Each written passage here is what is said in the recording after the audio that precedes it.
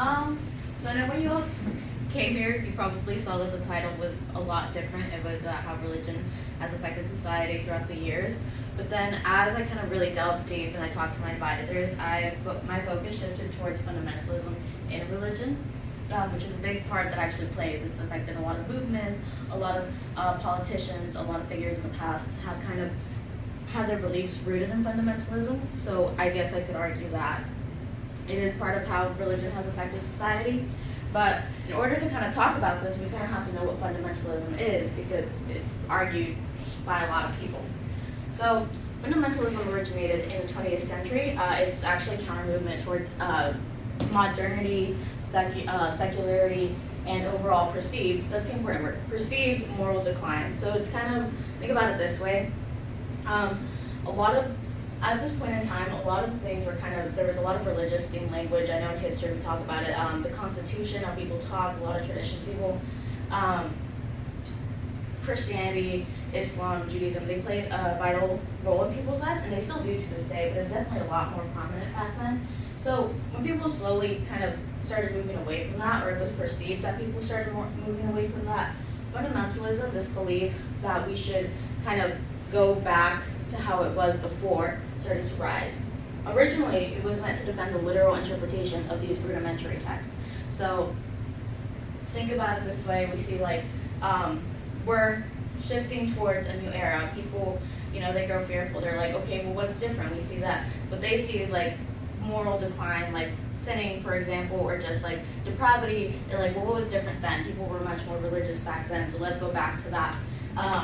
But over time, it kind of got turned as an emphasis to return to views and guidance in again, I said fundamental texts. So for example, the Christian Bible, the Quran, the Torah.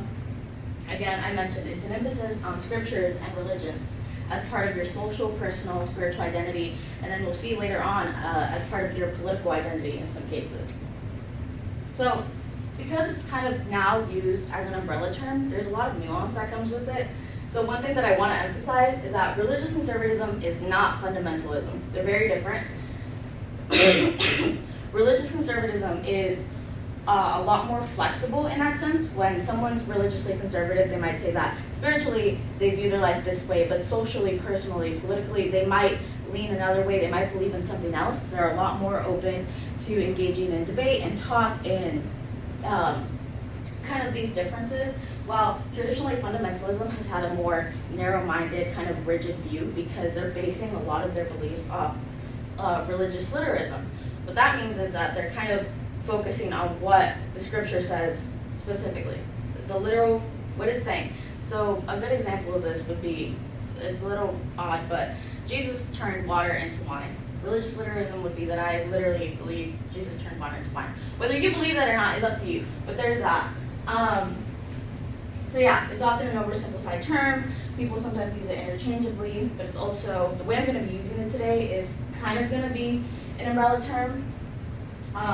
Like I mentioned, politically, when you bring fundamentalism into your political views, it's called neo-fundamentalism, which is the same thing. It's part of your spiritual identity, social identity, but now you want it to also be part of your political one. The best example of this would probably be like a theocracy, where you kind of want to merge all three. So in my independent study, I focus on three major religions: Judaism, Islam, and Christianity. I chose two different contrasting figures for each, and we're going to start with Judaism first. So I chose David Ben-Gurion. David Ben-Gurion was the first prime minister of Israel, and he was considered the founder of the state of Israel. So under his governance, I guess you would say, Israel was considered nationally, historically, and culturally Jewish, but it was never explicitly stated that they religiously had to follow Judaism. Again, he kind of didn't explicitly abide by religious literalism. He didn't say, the biggest example of this was he didn't really say that we are the people of God. I know you've probably heard that somewhere, where a lot of Jews believe, a lot of don't. There's a lot of controversy whether they're the people of God. It's a lot of the reason why conflict within that area originates.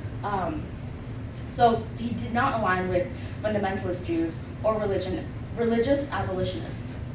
So that's him. And then we have an earlier figure, and his name is, I actually don't know how to say it that well, but it said, Jabotinsky. Jabotinsky. So he was the founder of the revisionist Zionist movement in the 1920s, which basically happened because they didn't believe the government was like Zionist enough. He was a nationalist and an abolitionist, and although he wanted a unified state as well, the difference was he wanted a unified Jewish state. So this is where like neo-fundamentalism comes in, fundamental nationalism.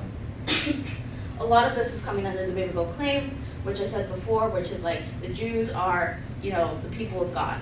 And he wanted to merge historical, cultural, but also political identity all into one with political nationalism. So there was that.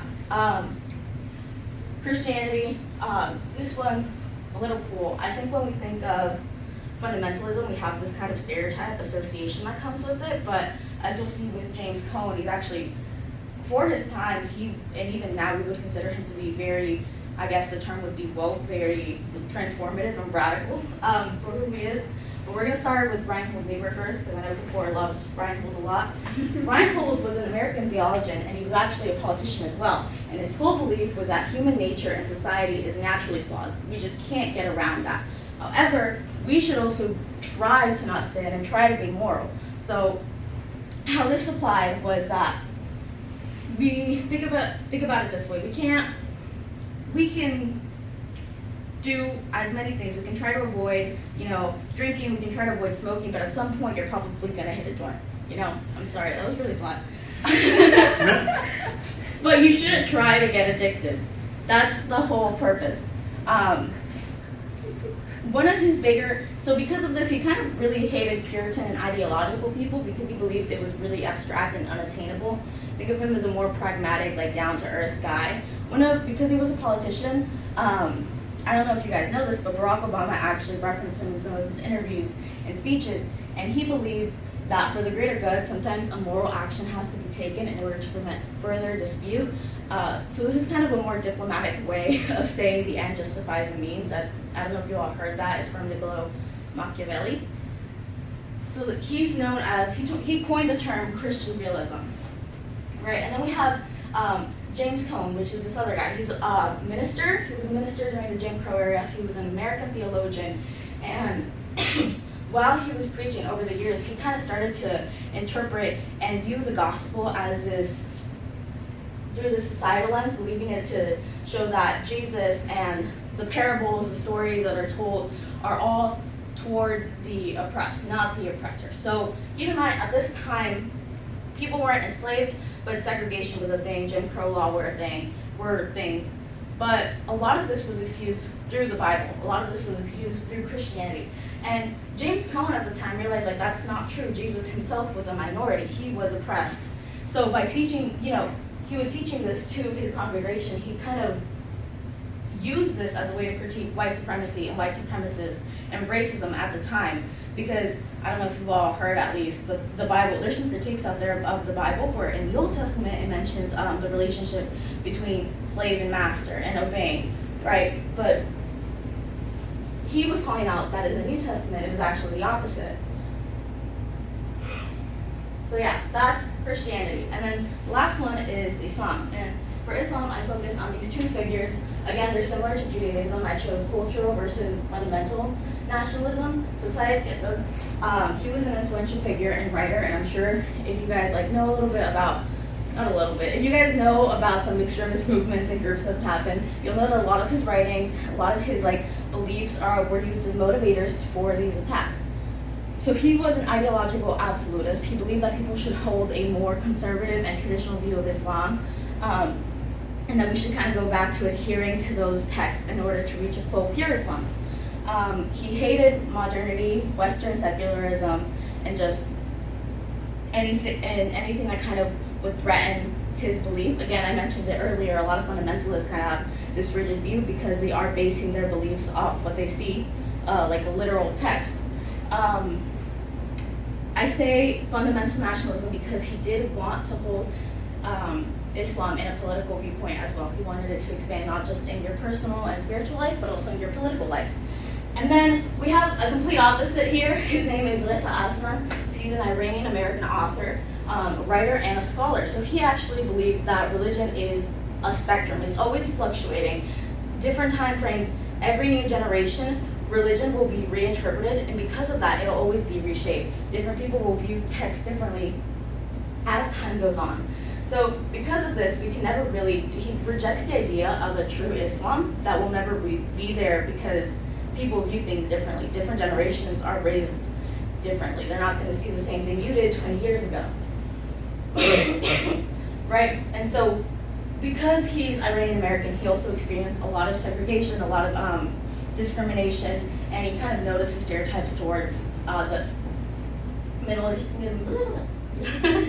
Eastern people. So one of his other points was that radical and extremist movements not only don't necessarily derive from a lot of Sayyid motivations and texts, but also are a cause of long-term power struggles, inequality, and long-term oppression. Yeah, that's like a small overview of what I learned.